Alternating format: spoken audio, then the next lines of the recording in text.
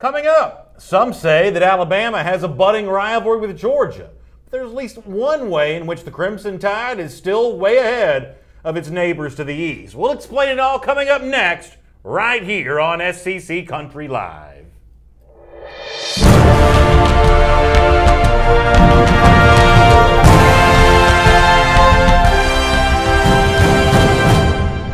Hello everyone and welcome to SEC Country Live. My name is Brandon Adams. This is the former Alabama All-American Mike Johnson. It is good to have you with us. We're going to talk about the SEC and a lot of what is kind of building out there in terms of the off-season conversation as we head towards the start of the 2018 season. I hope that you had a great weekend. I did, and I also had a good Thursday. Yeah, it's good to be back. We missed you back on Thursday, yeah. But it's good to have you back sitting in the pilot's chair over there. Yeah, I was on assignment on Thursday, but it's good to be back today, and I know the show went great on Thursday. Looking forward to hopefully a great show today. In fact, let's dive into it right now with item number 1 on our SEC Country Live First and 10 list. And I know that on Thursday, you and Hannah Chalker and Brandon Walker spent some time talking about the Sports Illustrated Top 100. This, in a lot of ways, I guess, is a play off the NFL Network, who's done this for a few years. And I know that's a real popular conversation around NFL offseason circles. SI had its own list here, and I know y'all had your take on it on Thursday. But for me, one of the real big takeaways from the list from SI, now that the full top 100 is out, is the fact that Alabama shows up with, 7 total players in the top 100? But more important than anything, 5 of those players in the top 51. Talk about names like Jonah Williams and Dylan Moses, Mack Wilson. This is a real full list of Alabama players, and by comparison, the 5 for Alabama in the top 51, way ahead of the Georgia Bulldogs, the team that we think of as Alabama's chief competition in the SEC this season. Georgia does have 5 total players in this list, but when you look at the top end talent, maybe not quite the same thing. Just one Georgia player in the top 50, DeAndre Baker, shows up at number 46 there. Is that, number, that metric, this opinion really, is that an example of a talent imbalance in favor of Alabama against Georgia? Well, and I think it'd be easy to say that, and as a Bama guy, I'd love to draw that conclusion and say, Alabama's just miles ahead of everybody. I don't think that's the correct way of looking at it, though, in my opinion. I mean, there's a ton of different ways to look at it, and yes, Bama having players that are talented that are included in the top 100 is a good thing. I won't discount that. But there's also a kind of cyclical nature where it says, boy, Bama's supposed to be the best team. Let's look at their players and see who's good. And so you do look back at it, and you do try to bring all that into consideration. And I do think all 7 of those guys they had included in the top 100 are very good players. But I don't think that you can look at it and say, boy, that there's development going on all the time. And you look at Georgia's players, and you look at the class they brought in, you look at the number of stars some of the guys have. Really a lot of other teams in the SEC are like that. And you say, hey, by the postseason, what's the projection? And to me, that's the biggest thing I try to look at. The one thing we did on Roll Tide Daily, yes, we listed the 7 top 100 players, but we also looked at where they might rank in the postseason. Who's going to jump up? Who might slide a little bit? You have Tua sitting there at 84 on the list. What will he be after the season? Nobody even knows. I mean, this guy could be in the top 10. He could not even be on it. Could not be a starter. So it's hard to draw a conclusion like, boy, they're miles ahead of everybody else. You don't know what it's going to look like in a couple. The reason why this is a conversation that so many are having is because of the perceived collision course against each other these two programs are on, both in terms of a likely prediction for this year's SEC championship in December and games like that for many years to come. In fact, all you have to do is listen to both coaches speak to realize, you know what? A lot of these coaches, Saban, Smart included, are really looking at the idea of maybe squaring off for many years to come. Take Nick Saban here from Alabama, who on the day that Alabama celebrated its national championship with its parade around Tuscaloosa, had a warning to Georgia and any other would-be challenge from the SEC. Here is Saban on that. And to the players that are coming back, get ready for the challenges of the future and let everybody know that we're not finished. So Nick Saban clearly wants to lean on those 7 top 100 players and those 5 top 51 players, but Kirby Smart has said some similar things to Saban in this regard. Now, it's a slightly different tone because these words from Kirby Smart come on the night Georgia lost the national championship back in January to Alabama, much the way that Saban says that his team's not finished yet. Kirby Smart let us know that he also has some permanent plans there at UGA too. Here is Smart striking a somewhat similar tone to Saban.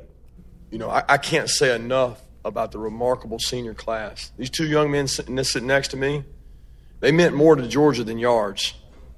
A lot of heart and soul. a lot of fire. Sony Michel came over and talked to the group several times during the game, inspired those guys. But in overtime, we didn't finish when we had to, and Alabama did. And to give them credit, but I think everybody can see that Georgia's going to be a force to be reckoned with. I'm very proud of this team and this university, and we're not going anywhere. So Kirby Smart says his team doesn't have any plans on going anywhere, but the other thing that he references there on that national championship loss night was the contribution that seniors have made. Guys like Nick Chubb and Sony Michel, Roquan Smith. If you put together a top 100 players of the 2017 season after the season, all those guys would have been on the list, and some other Georgia guys would have been too. And you kind of touched on this a moment ago. For Georgia, and I obviously speak this as a Georgia fan, the real issue here is it's okay to only have one player in the top 50 in the preseason list. That's just conjecture. That's someone's opinion. But if you want to repeat as SEC champions, if you want to be back in the college football playoff, you do have to, I believe, have multiple players in the top 50 by the time the year's done. The postseason list. And that's why I bring it up. I mean, listen, Bama fans and a lot of other fans know this as well as anybody. Tua Tagovailoa went on a preseason list last year. Devontae Smith wasn't on a preseason list last year. A lot of the guys ended up starting for Alabama weren't on preseason lists last year. And so it's all about the development. It's all about where guys are going to be. I mean, listen, I hope that at the end of the season there's a couple of Bama secondary members that are on a list. One of these safeties or one of these players that are replacing one of these defensive starters that has to step up. And so you look at it and you just try to take all that info into account. You look at what Sports Illustrated is looking for. They're not accounting for wins. I mean, this is what it is. I mean, we can look at Will Grier all day and say, hey, is he the best quarterback in the world?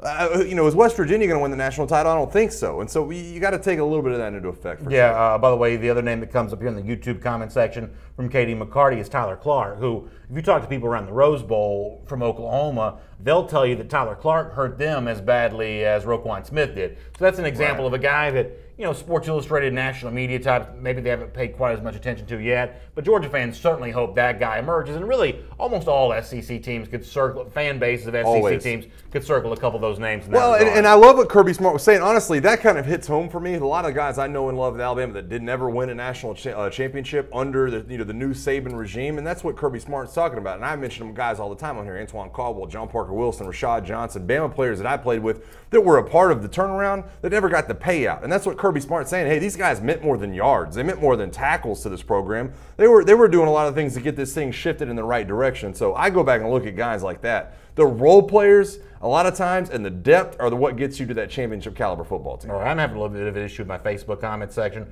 We're going to take a lot of comments on the show today as soon as I get this Facebook comment section figured out, including Malachi Morgan, whose comment I can see, who says that Georgia's best team in 40 years lost to an Alabama team that maybe doesn't rank among those lines. And so obviously Alabama fans have their reason to have bragging rights right now, and obviously that's something that Georgia fans hope to correct as soon as this December. Yeah, no, listen, I don't know that any Alabama fan puts last year's team as far as talent level or really, to the top of it.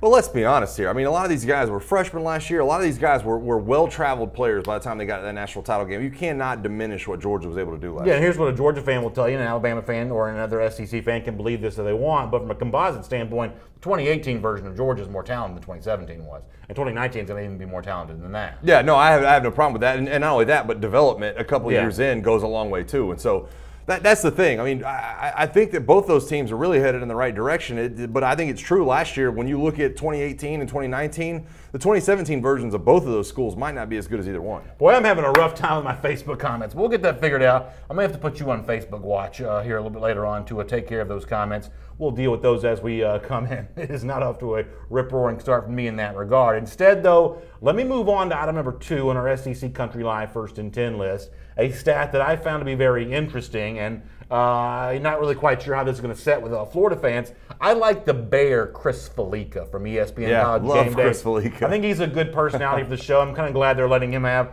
a little bit of a voice on that show. I like his analytical approach to one of the things he pointed out on Twitter today is, he says, I'm looking at some college football win total information.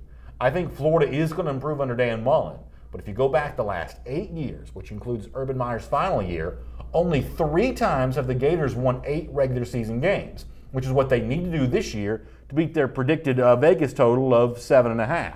How about that from Felica there? Even though I'm probably accused of being a bit of a Gator hater. You? Yeah, exactly. Who would have ever imagined that? I'm just as used to anybody, though, of assuming that for Florida it's 9, 10, 11 wins in a regular season, because that's what I think of Florida as being under Steve Spurrier and under Urban Meyer. But as the Bear points out, in the last 8 years, more often than not, they failed to even get to 8 wins. Yeah. Boy, that's a lot of baggage that Dan Mullen takes over as Florida coach with, correct? And honestly, I don't know if it's shocking when you put Florida next to that, just especially in my lifetime. But I don't know that I don't know that I'm that shocked looking at what Will Muschamp was and what Jim McElwain was, and obviously they had some success. But when you look back at the reason they've been through a couple of different head coaches, this is why: because the talent level hasn't produced the outcome. It's not they haven't had the talent. I mean, look at the guys who've gone to the NFL. Look at a guy like Taven Bryan, who really we didn't hear much about at Florida, and all goes on to be a first-round draft pick. That's been the story for the Florida Gators. That's why I wonder, and that's why I've talked about on this show a ton of times, is Dan Mullen the guy that can put all these players in the right position to be able to get it done? Can he get this talented wide receiver core? Can he develop a quarterback? Can the offensive line finally come to fruition under one of these coaches? That's why you point to Dan Mullen and say, hey, what can he do with this first group? Now, listen, the long run under Dan Mullen, I don't know. Recruiting under Dan Mullen, there's a lot to be desired right now. Yeah. But for right now, in the talent, that's what you wonder if the mixture's right. Listen, any restaurant owner will tell you that if you try to open a restaurant in a building where a previous restaurant failed, statistically, you're more likely to see that restaurant fail too. Right. There's just some baggage that sort of hangs around in the building there. And for Dan Mullen taking over the Florida program, I think the same thing is kind of true. He inherits something that for whatever reason wasn't working for Jim McElwain. And it was already going off the rails before the unsubstantiated death threats came about. Will Muschamp's having great success at South Carolina. South Carolina historically is an inferior program to Florida. Why is it easier at South Carolina for him than it was at Florida? Probably because he's more experienced. That's part of it. But there's a little bit of that sort of negativity right now baked into the cake for Florida, which is to say nothing of the end of Urban Meyer's tenure, who chose to leave for a reason here. Something about Florida he decided that he didn't like anymore, and that's something that Dan Mullen deals with. And as he takes that job, as the Florida Athletic Director Scott Strickland has explained before, Mullen comes in with huge expectations of the program. He knows what Florida football is supposed to be. He's probably aware of the fact that it hasn't quite been there recently, and Strickland spoke very honestly about that when Mullen took the job. Here is Strickland on the subject. He is not afraid to be aspirational. There are leaders who are afraid to put themselves out there because if you put a high bar and you don't reach it, you're worried about being criticized. And Dan, his confidence is at such a level that he knows the expectations here are going to be to win championships. So don't hide from it. Talk about it. He's going to be judged. All of our coaches here are judged based on their ability to win at that level. So is that the right tone for Scott Strickland to strike? He said those words a few months ago, but is that the right tone to strike given the fact that the expectations of where Florida fans and Florida administrators see their program as being and what the on-field performance has been, they're really almost diametrically opposed right now. Is Strickland, with his words right there, striking the right tone? I think he should, and I don't think there's any secret. I mean, Dan Mullen takes this job knowing what Gainesville's about. This is not Joe Moorhead coming to Starkville, right? I mean, Dan Mullen's been in Gainesville. He knows what Florida's about. He knows what the program's about. He knows the expectations. He knows, how to recruit. I mean, he's seen it be done. That's what's crazy to me. You've seen how to recruit to Gainesville, yet it has not been on paper yet. And if I'm a Florida fan, and you're just trying to project what you think Dan Mullen's tenure can be, you've got to hope that this Florida football team is beating some of the odds this year and is becoming a better football team so that the recruits, if nothing else, so that the recruits can see that Dan Mullen's moving in the right direction. Because right now, Florida State, Georgia, all of the teams you're recruiting against are moving in the other direction. Cliff Nelson applauding me on the YouTube comment section for getting diametrically opposed out. It's a pretty good phrase for me to use. That's probably more syllables than I typically use in even a single sentence. Grind hard, though, referencing the Florida situation, says it's kind of a critical year for Florida, if that's the case. A lot of talent leaving the cupboard, looking slightly bare. And it also, references the recruiting issues that Jim McElwain had. I know some Florida fans are getting a little anxious and restless about the current state of Dan Mullen's 2019 recruiting class, and really that was the issue. I think Florida fans, because Will Muschamp couldn't figure out the quarterback and couldn't settle on the proper offensive coordinator, I think they assumed that was Florida's biggest overall problem. But the truth is, Muschamp was building the kind of roster other than the quarterback that could have gotten Florida to where it wanted to go, and in his wake, McElwain and thus far Dan Mullen, although it's very early for Mullen. But since Muschamp's departure, we haven't seen what I think of as true Gator-style recruiting where they're building a roster commensurate with what the top SEC teams are producing. And it's June, and Florida fans look at it and say it's June. It doesn't matter until they sign on the dotted line. But let's be honest about where they're at right now because, and James Perkin brings this up in the Facebook comment section, Mullen's being out-recruited by Joe Moorhead at Mississippi State, which should not happen. Which should we not even in June, not July, not August. It should not happen, and yet it's happening right now where Joe Moorhead is a top 10 class. And Dan Mullen's still sitting back in the 30s. You're going to have to stay on those Facebook comments. I'm still having some issue on that. Philo Beto on the YouTube comment section. By the way, those of you always complaining about me not showing enough love to the YouTube commenters today, you're going to get more of me than you probably want. Philo Beto says Florida's going to have some big wins and some inexplicable losses. His teams don't show up consistently, obviously referencing back to the Dan Mullen time there at Mississippi State. But how about two words he uses together in sort of the same idea, big wins? Do you see a big win for Florida here this season? And I'll, I guess, allow you to define big win however you want to. Do you see a big win for Florida? You can go a couple different directions. First of all, I don't know that the SEC East schedule, other than the Georgia game this year, lines up for big wins. Now, do I think they can beat LSU? I do. I think that they have. I'll call that a big win. I'll call that a big win. I say they have the opportunity. If I'm projecting it right now, I'm not so sure. Haven't beaten Florida State in 5 years. That's a big win. That would be a huge win for Dan Mullen and company to beat Florida State. And it's like I said, what are we going to define it as? I don't know that the SEC East lines that up. But if we're looking at Florida, I think it would be a big win if they beat Mississippi State this year in Starkville. I think that's a tough game. I think that's a game that I'll let people look at.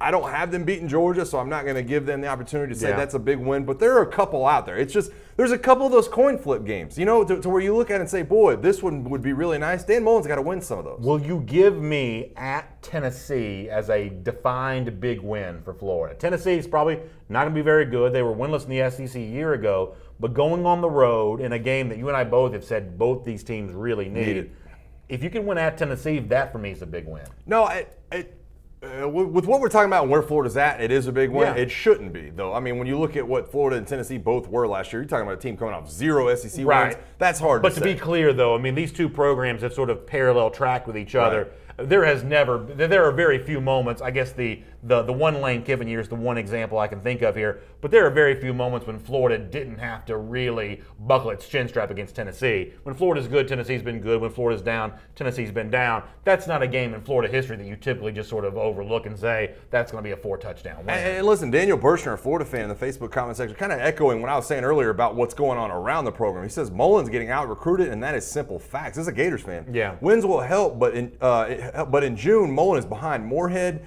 Taggart, Smart, LSU, and just about everyone. I'm cautiously optimistic, but I'm a little concerned at this point. That sort of speaks to what's always been kind of a weird dynamic for us here in SEC Country Live. I'm obviously a big Georgia fan, unabashed, sort of Gator hater, so to speak, but the Florida fans in the comment section, for the most part, have never had a problem with me because I've sort of rang that bell for Florida in the past. That Florida's best teams are defined by elite recruiting. And I've always said that's been the thing that's going to get Florida back to where it needs to be, and that's what's been absent from the program. And you hear, like, the Gators fans most plugged in are the ones that I think are sort of echoing that sentiment.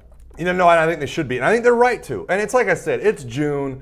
We look at it. Listen, we're gonna go into January and February and December, and the ranking is going to be way different. But there's only so much you can come back from. There's only so far down you can get if you think you're going to have a top 10 class. And right now, Dan Mullen's towing that line. Like I said, I think he's at 30th in the country right now. 0 5-stars, 4 4-stars, 3 6-stars in that class right now for Florida at 30. Let me tell you who's ranked just ahead of Florida in recruiting right now. Pitt, Northwestern, Oklahoma State, Iowa, TCU, NC State. Those teams are all ahead of Florida right now. Dan Mullen, I have faith in the guy that he can get it done, but I'm telling you right now, there's only so far down that ladder you can go in order to pull yourself back. All right, I think I've got my Facebook comments section rolling here. So is yours upside down? Mine's like upside down. My comments are coming from a different direction. The truth is, I really don't know. From one day to the next, everything's always different. But I believe I should be good to go on both the channels here. So if I missed your Facebook comment earlier, I apologize. We'll try to get as many of these going here as we can over the course of our time here together. For now, though, let's do item number 3 on our SEC Country Live First and 10 list. And we both spent a lot of time in the early offseason talking about Auburn's need to bring in one of those transfer offensive linemen. Calvin Anderson was the first guy they tried to get. He ends up going to Texas to go and play for Herb Hand, the old Auburn offensive line coach who's there in Austin now. Auburn eventually does win with Jack Driscoll, who they bring into the program. And some quotes kind of got my attention from Auburn quarterback Jarrett Stidham to AL.com about what he really likes about the newcomer there, the JUCO, or I should not say JUCO player, but the transfer player Jack Driscoll. Stidham says he's a great person, but he's a freak of an athlete when it comes to a guy that's 6'5", 300 pounds. He's just freaky athletic, and I think he can really help us this year.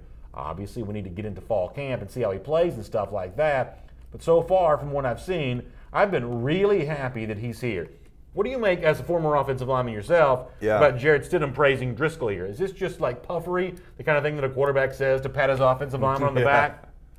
Or is there something to this? It's puffery right now. Now, once we get into, having him practice and doing all those things, that's going to be a different tune. But when you talk about freak athlete, 6'5", 300 pounds, it's like he's just like, hey, I don't know what to say here. I'm just going to fill in the blanks. He's pretty good. Yeah. We like what he's doing in the weight room so far. I like but the hold agility. on, but freaky athletic is a fairly specific thing to say. Well, that's my point. I don't think that it's not like, boy, he's really locked down the run game. We've seen him like mowing people over, or they can't get around him around the edge. It's freaky athlete, and we're really excited about him. And listen, Calvin Ashley's a freak athlete over there. This is a 5-star offensive lineman. Austin Troxell's a guy. He's battling out for the right tackle job. He's pretty good too. And so it's going to be interesting to see this play out. It's hard for me to look at Driscoll other than a depth body at this point. I mean, from what we know. Now, could he come in and win the starting job? Yes. Has he played SEC caliber teams in the past at UMass? Yes. But it's going to be hard for him to enter that race, in my opinion, and jump up and grab that spot. I mean, I reckon, they've played about every SEC team at UMass, right? They played Georgia this year. They played about half dozen SEC teams. They played Tennessee, Mississippi State. I mean, they've played them all. Yeah, but I don't want to get lost in this conversation because this is tedious. But to me, freak athlete's the kind of thing that, that's not saying, hey, he's a good offensive lineman. Freak athlete is, I've seen him do something that sort of wowed me here. Now, I'm not saying that, some sort of like athletic trick during the summer turns you into a good offensive lineman. But there is a nature of what he says there that, to me, maybe I'm misreading it or reading too much into it. It sounds more specific than you're giving it credit for. Probably so. And that's just me having seen these interviews be done with teammates of mine. And it's like, it's the middle of June. We're 7-on-7. They're over there punching bags. They're doing bench press.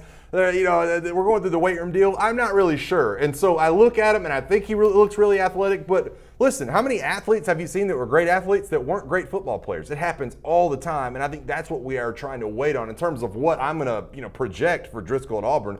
That's what I'm waiting on. Let's see this guy square up, and let's hear more about specifics for him. Brian Hart on Facebook on YouTube says, not going to lie, man, if Jack Driscoll starts over the former 5-star Calvin Ashley or a high 4-star like Austin Troxell, I'll be disappointed. Katie McCarty also talking about the situation with the Auburn offense, losing Kerryon Johnson and folks like that. The other thing for me when it comes to the relevance of this conversation is that, you say it's too early in the summer to be figuring this out. I obviously agree with you because practice hasn't even started yet. But the last thing you want to do is wait as long to figure out your offensive line as it took Auburn a year ago. Yeah. The Clemson game on the road is a winnable game for Auburn. They go on the road to what at the time was the defending national champion. They only lose by a single touchdown, and they gave up 11 sacks to Jarrett Stidham.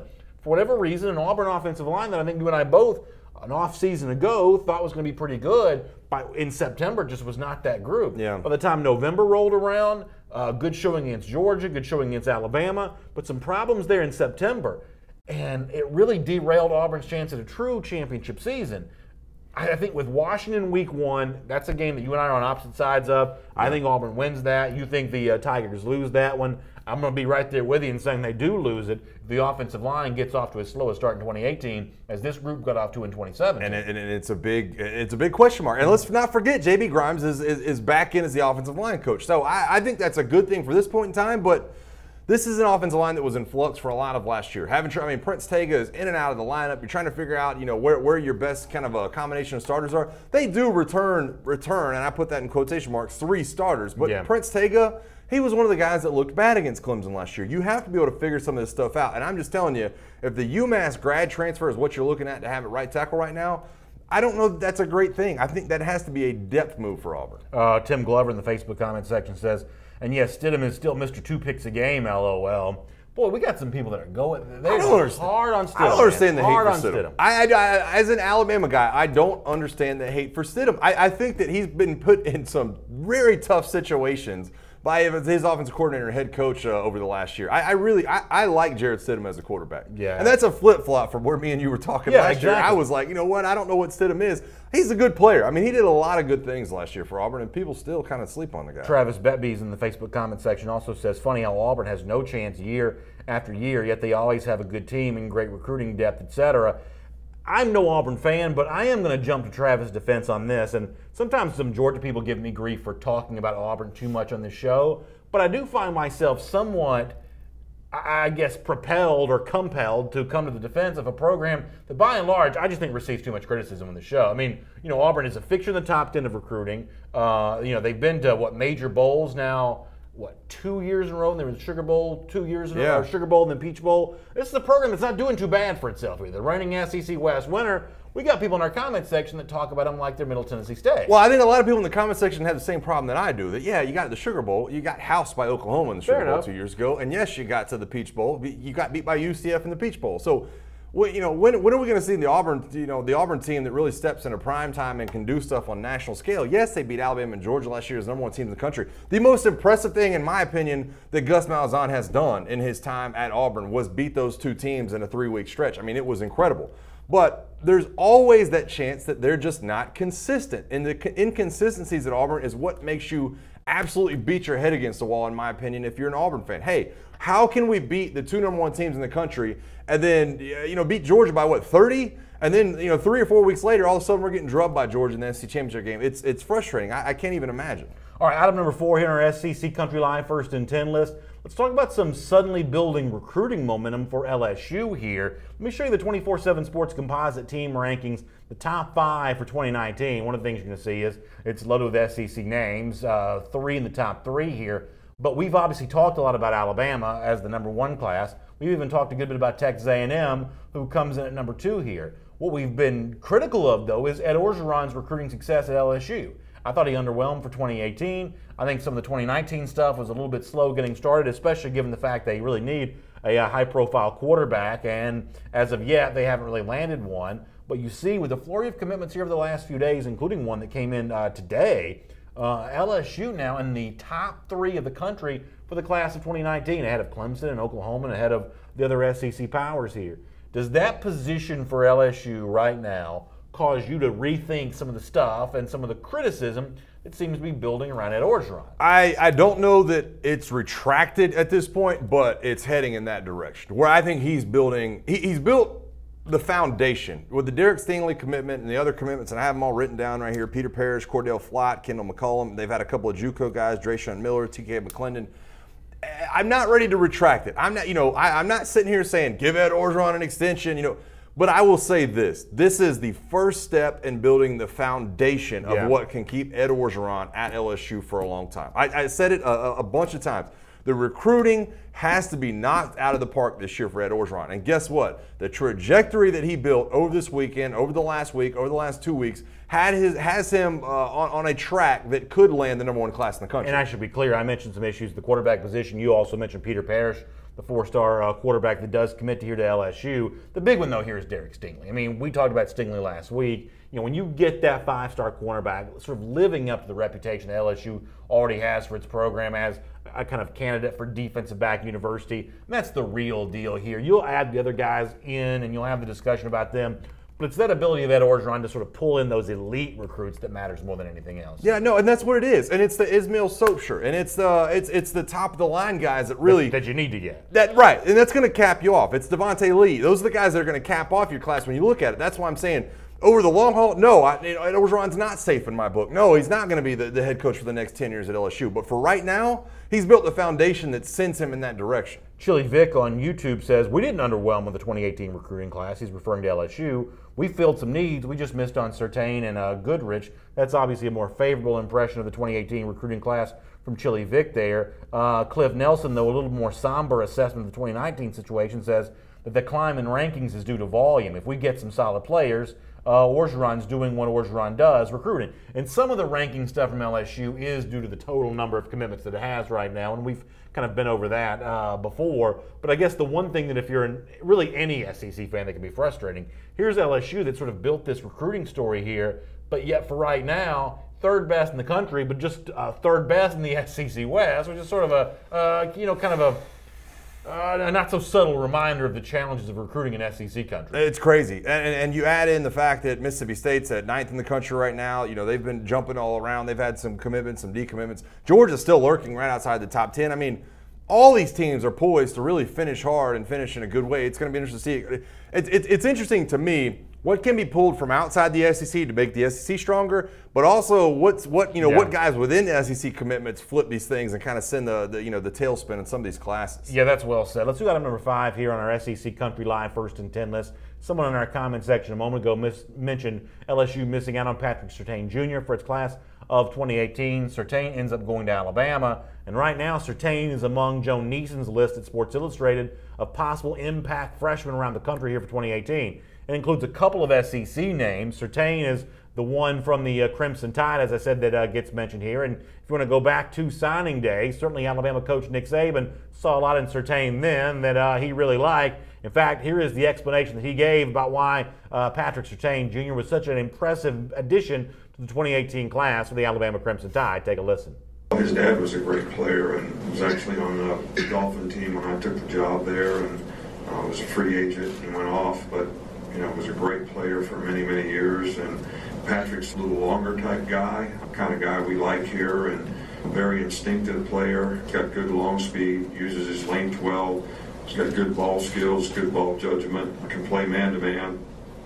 Not afraid to get up and impress people. That's a good style for him, and that's our style here. So we're excited about having him in the program and really looking forward to working with him. So that is Nick Saban talking about Patrick Surtain Jr. You obviously know the Alabama situation as well, or better than anyone. When you think about impact freshmen in the SEC, on Alabama in particular, is Surtain one of the first names that comes to mind? Bama fans are hoping so. Yeah. I mean, right, when you look at, we've already highlighted how, Bama has nobody returning the secondary. I mean, it's not just the starting four. It's the nickel, it's the dime, I mean, on down the list. So then you look at the next class. Patrick Surtain has to be one of these guys that is ready. And I think that Nick Saban will do everything in his power. This is a guy that's going to get a one-on-one film session with Nick Saban. You know what I mean? Yeah. They need this guy to be excellent. They don't need him to be average. They don't need him to be decent. They need him to step on the field, Minka Fitzpatrick style, and be a difference maker down their corner. And I think he will. And I think that's what a lot of people are looking forward to. I think one of the most telling things from what Nick Saban said about Surtain going back to signing day is that his style of play, his body type fits the Alabama style. And, they do have huge changeover in that secondary this year. So that institutional memory of how Alabama wants to go about the secondary position, a lot of that's in a lot of ways gone because of the trade over in personnel. But when you bring in a guy like Surtain who has the athletic credentials, but also kind of a spirit that's very similar to what the Alabama guys have played with, that does enable that baton to be passed, right? That, for me, from Saban is one of the most telling things here, that he sees sort of traditional Alabama defensive back play when he looks at Patrick Surtain. Well, I think that he can be traditional, but what I will warn I mean traditional for Alabama. For Alabama. But what I'm saying is, what I would warn Alabama fans is this. There's something to be said about a Minka Fitzpatrick tutoring a younger guy in a room. You know what I'm saying? And Bama's not going to have that. That's what's frightening to me about the situation. It's not so much that, lack of talent or these guys were starting caliber or Anthony Averett won a 4.4 or Minka Fitzpatrick was All-American. It's not having that guy in the room that can teach the next class. It's Patrick Surtain showing up, having to watch film of somebody else and having to figure it out. I mean, along with his coaches of how he's going to do things. That's what's scary to me. The other SEC name on this list is from Georgia.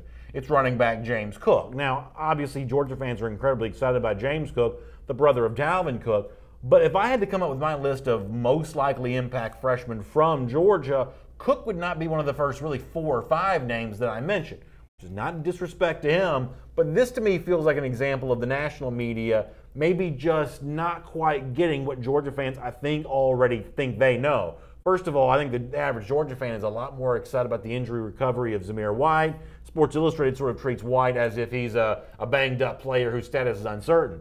Dog fans are not treating White as if his status is uncertain. Right. Even though he had the ACL injury in his senior season of high school, Georgia fans think he's going to be playing. Plus, I think there are a lot of other freshman names on defense for Georgia that are likely to make a bigger impact. Now, I think there's at least one name, or maybe potentially even 2, on the offensive line as freshmen who can make a bigger impact. I get the fact that Cook's got the famous last name because he's Dalvin's brother, who was a star at Florida State and now in the NFL.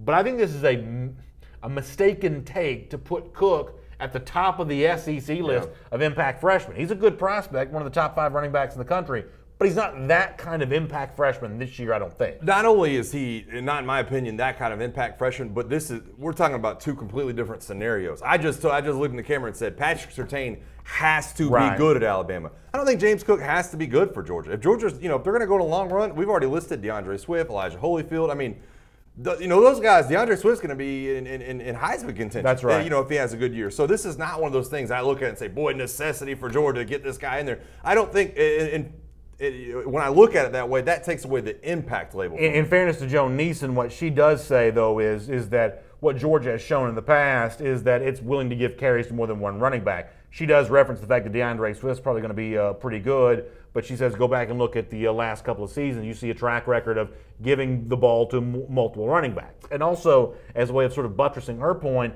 Jeff Sintel, who knows James Cook very well, having covered him on the recruiting trail for DogNation.com, says when you look at the projected future of James Cook and the aforementioned Zamir White, one of the things that you want to factor into their likelihood of success, whether it comes as a freshman or not, is the fact that both these guys are probably going to be running behind a better offensive line than Sony Michel and Nick Chubb, who's kind of the gold standard for Georgia tandems right now, that the Cook-White offensive line is likely to be a whole lot better. In fact, here is Jeff Sintel to explain.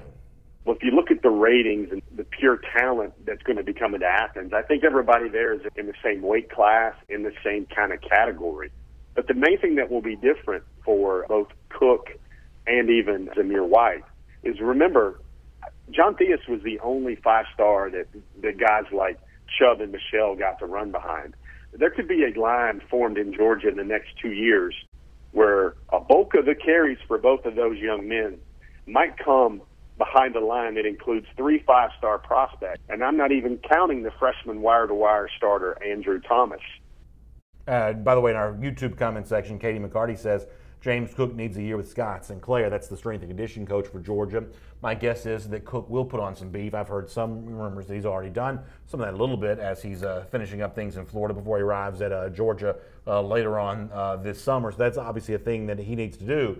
But the other issue here is, and you kind of touched on this a moment ago, it's going to be hard to figure out how those carries will be distributed in this Georgia running game.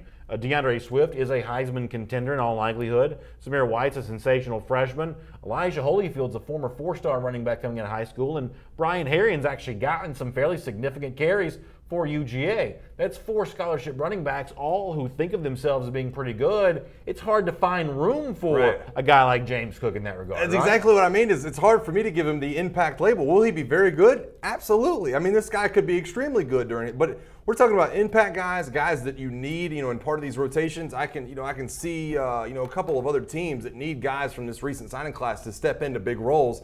James Cook just doesn't fill that void for me. All right, item number 6 here in our SEC Country Live First in 10 list. I referenced off the top of the show the Sports Illustrated Top 100. I like lists like this, especially all-encompassing lists like top 100 players in all of college football. I know y'all talked about this, as I said, on Thursday's edition of SEC Country Live. There was one sort of unique takeaway, though, I had from looking at this list. Do you know there are 3 Ole Miss players in this list? Yeah. And in fact, I think we have the list here. A.J. Brown, the wide receiver, comes in at 21. Greg Little, the offensive lineman, comes in at 45. Jordan Teamo, the quarterback, comes in at 76. Now, by comparison here, 0 Florida players in the list. Yeah. One Tennessee player, 0 Texas A&M players. There are a lot of SEC teams that either have 1 or none in terms of this. A lot of offseason attention paid to Mississippi State. Mississippi State's only got 2 players in this list. Ole Miss has got more.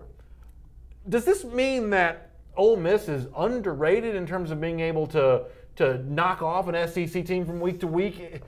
Does this cause you to rethink what Ole Miss presents on those fall Saturdays when Alabama plays them or when Auburn plays them, when LSU plays them? End of the season gets Mississippi State in the Egg Bowl, in which we think that's going to be a coronation for Joe Moorhead. At least some people seem to think that.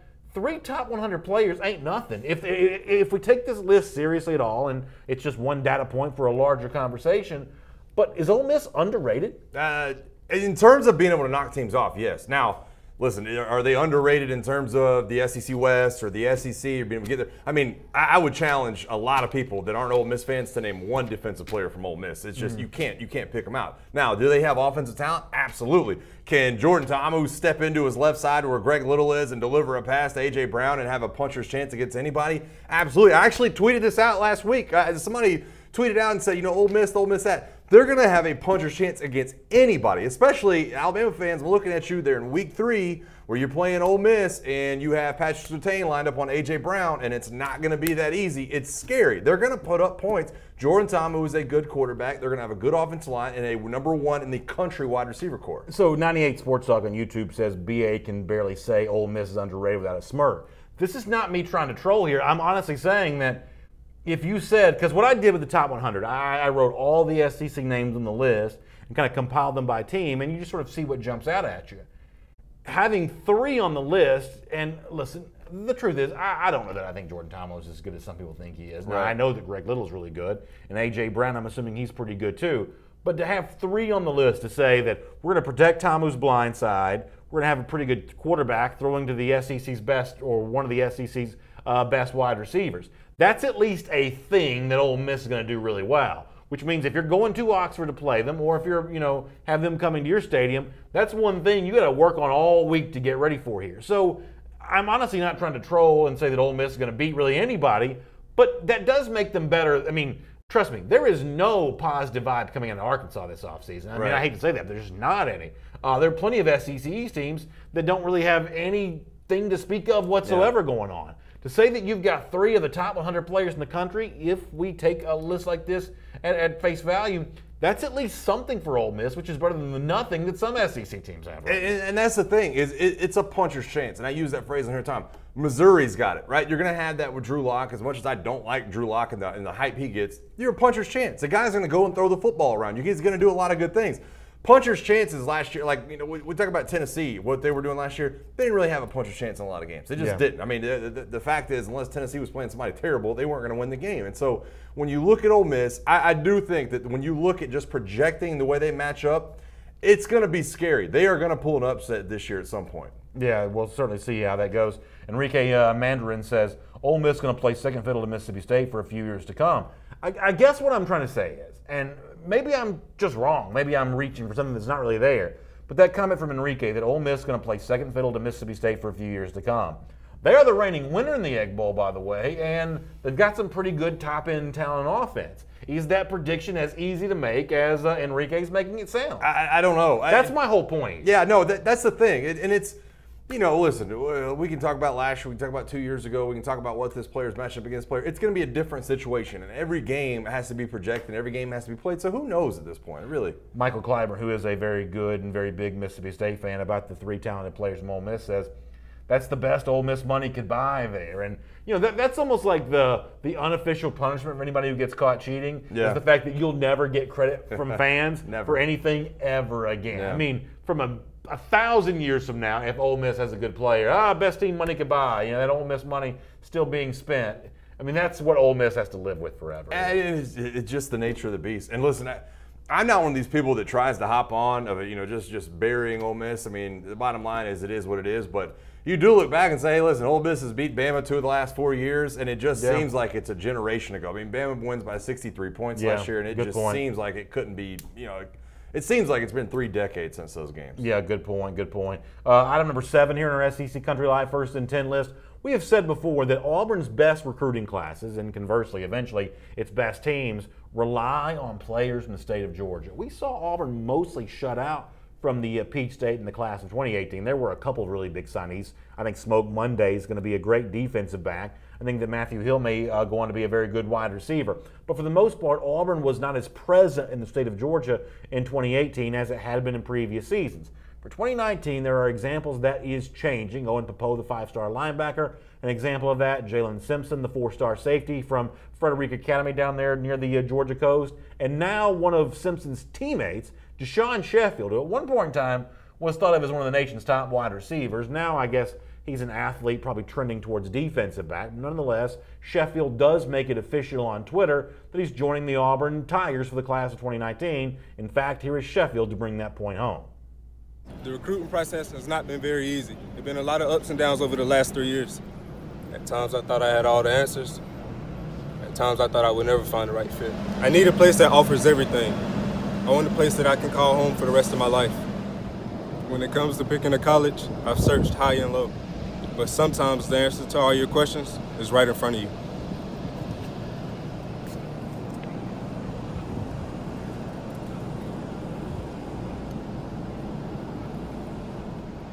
Pop's gonna be a Tiger. This one for Glenn County. War damn Eagle. Cam, I noticed you got your ring. Now it's time to get mine.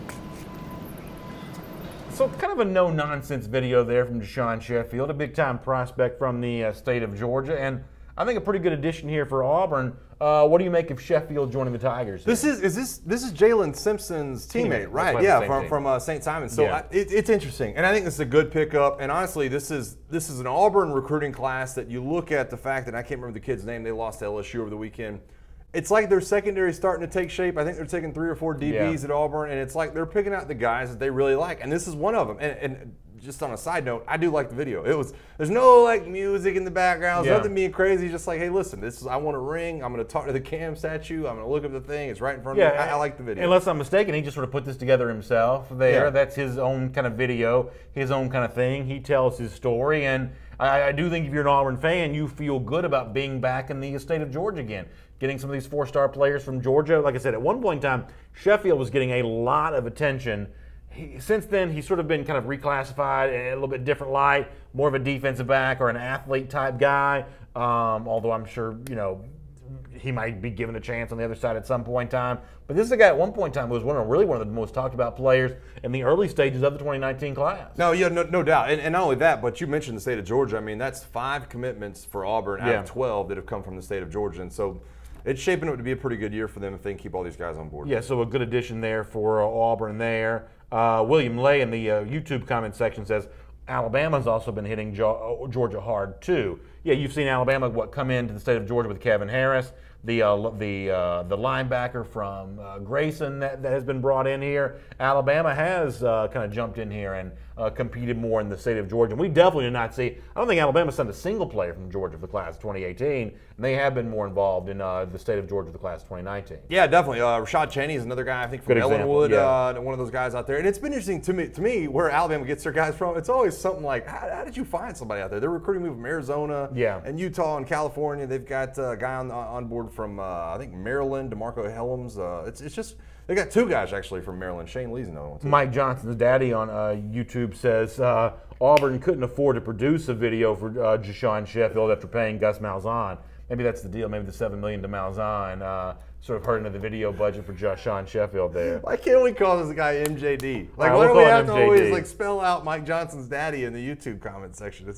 I'm actually not funny, man. Trolling you when I say that. It's one of those things of I just look at the screen and just read what's on there. I almost do it too. I mean, y'all got to realize there's a lot of Ron Burgundy in me, the old Anchorman Will Ferrell character. There's a lot of me that just sort of reads whatever I see on the screen, and hopefully it's not something I'm not supposed to be reading. Yeah, no, don't y'all get any ideas, because I'm better filter than I'm giving myself credit for. But there's part of that of I've already read it before I realize what I've read sometimes. Yeah, no, I feel the same way. It is funny though. It's good stuff. All right, item number 8 here on our SEC Country Live 1st and 10 list, and I guess this may be an example of all's well that ends well, maybe. One of the things we dealt with a lot near the NFL draft was the red flag, allegedly, that had been attached to Darius Guice for off-field concerns, character concerns, and at one point in time it was sort of difficult to figure out what those character concerns were. There were whispers, though, that, and this is just even a weird thing to say out loud, that he was playing video games too much. Am I characterizing this correctly? No, I think some people had some concerns about how much Darius Guice. Now, that wasn't the only character concern, I don't guess.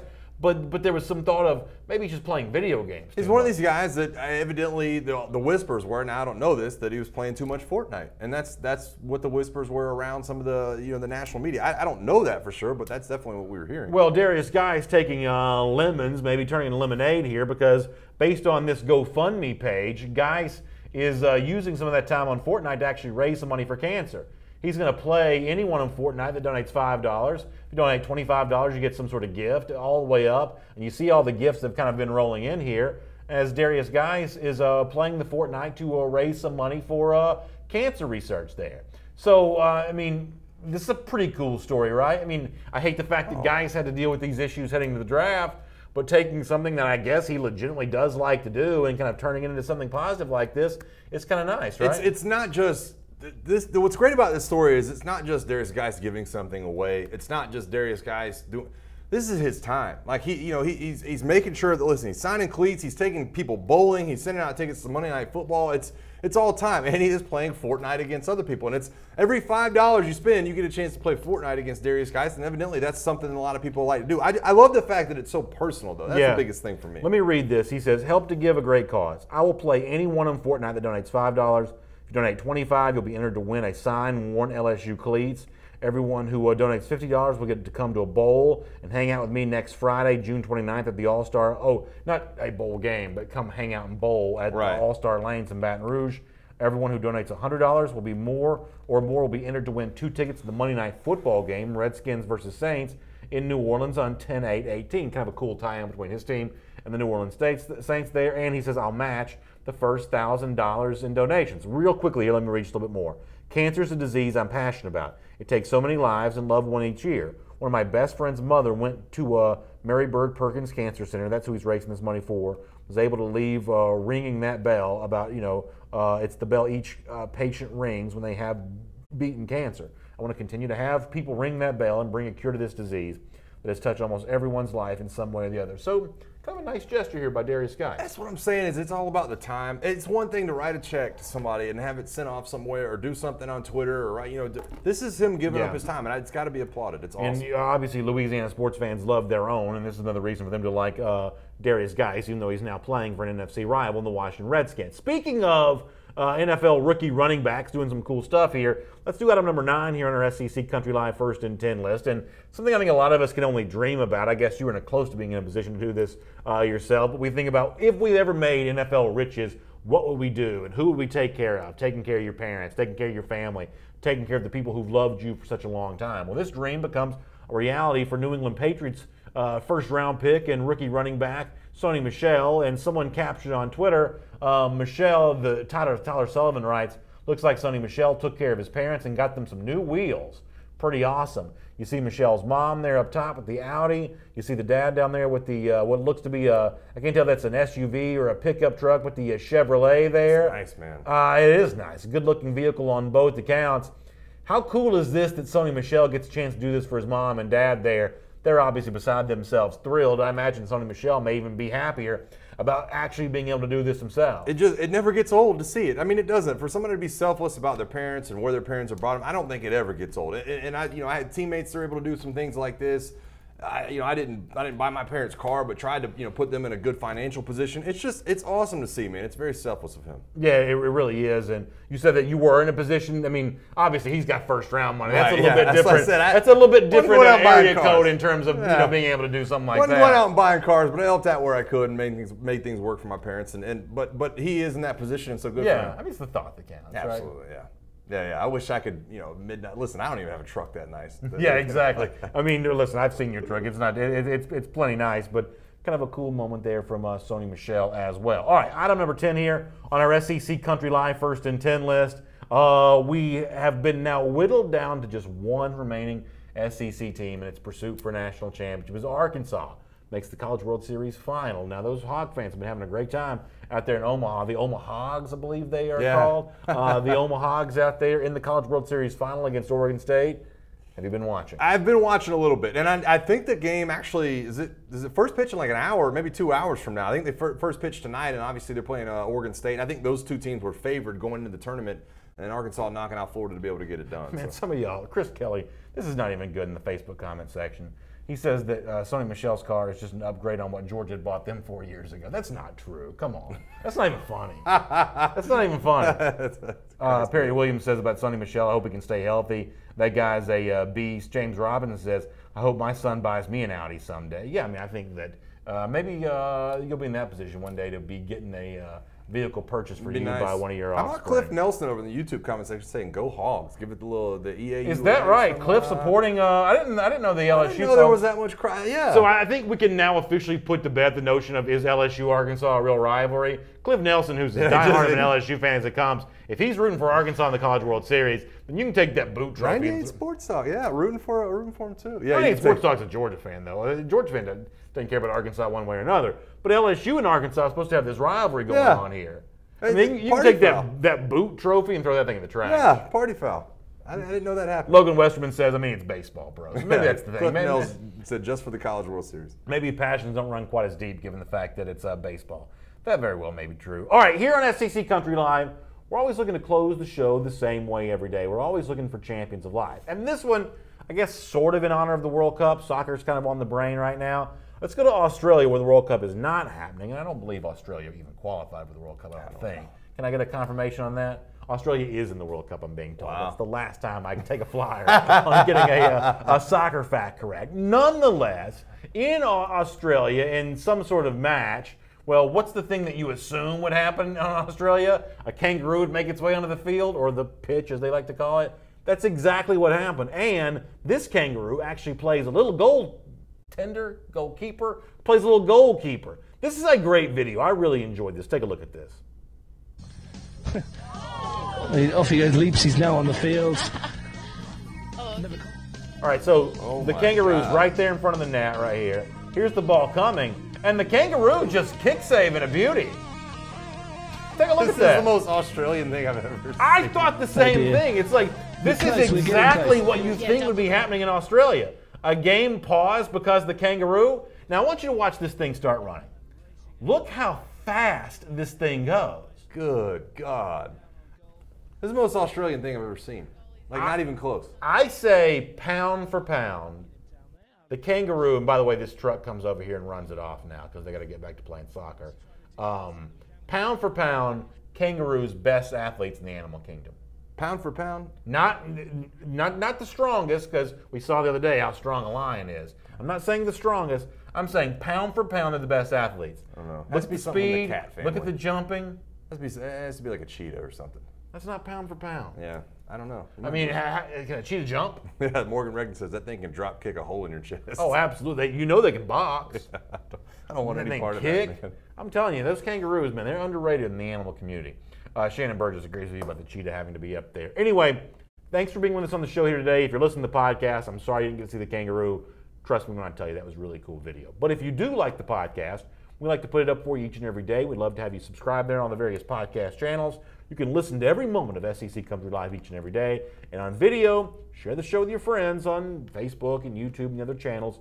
Let them know that we're talking about the SEC here each and every afternoon. And we'll look forward to seeing you again tomorrow at 3 p.m. Eastern Time for another episode of SEC Country Live. Y'all have a great day.